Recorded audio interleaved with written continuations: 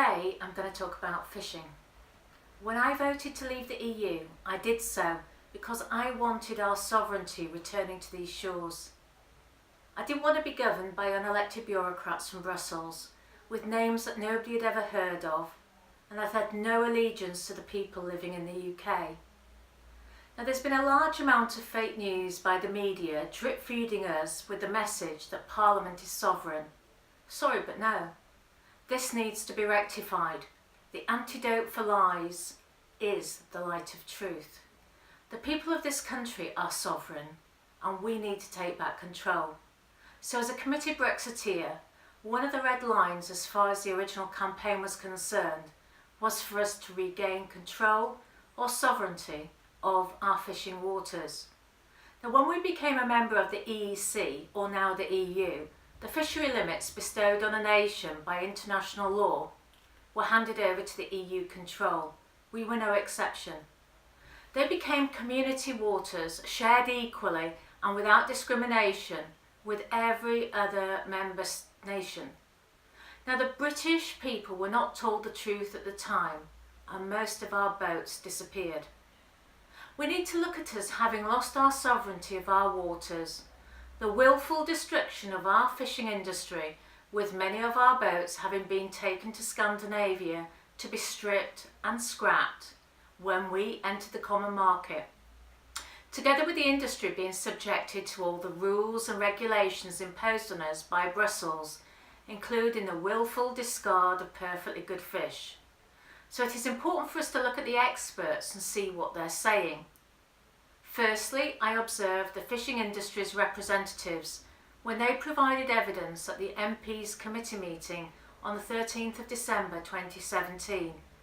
One of the people providing evidence seemed so keen on a single market stance that I investigated further. Lo and behold, this expert, according to LinkedIn, had been working for a Labour MP until after the referendum. That's very strange, don't you think?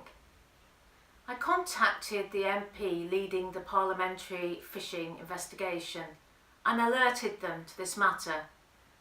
How do you think they responded to my email? Well, I was asked if I lived in their constituency. I'm sure we can all see that this is totally relevant to the future of our fishing industry. So much for our MPs serving the people. It's really not looking good for us, is it?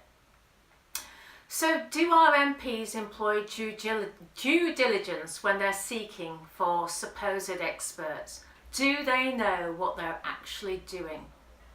Secondly, I consulted the Fishing for Leave experts to establish what they really want from these supposed negotiations.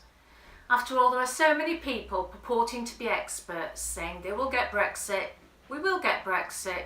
So I needed to speak to the people at the coalface, or in this case, the port face. And this is what they're saying. Now remember, transition periods were never mentioned when Article 50 was originally triggered. And it's obviously an extra hurdle which our government has now put forward and agreed to. For the fishing industry, this would mean a continuation of the common fisheries policy for another 21 months or possibly forever, as the EU could look to dispute continuity of rights with Britain, having re-agreed to obey this common fisheries policy as part of the transition. Now, why should we be surprised by the actions of our treasonous MPs? After all, weren't we warned that we wanted to have a deep and special relationship with the EU a little while ago? Our government has wasted time with the delusional notion that somehow the EU would compromise, whereas we should have been preparing ourselves to walk away with no deal. It's no wonder that Barnier was delighted in the UK asking for a transitional period, since the transition is part of the deal after the UK officially leaves under Article 50. As always, the EU is in charge. The fact is, the light has come on this whole deceit, and we as the British people want justice and out of the EU. The legal maxim comes to mind: justice delayed is justice denied. Thank you for listening.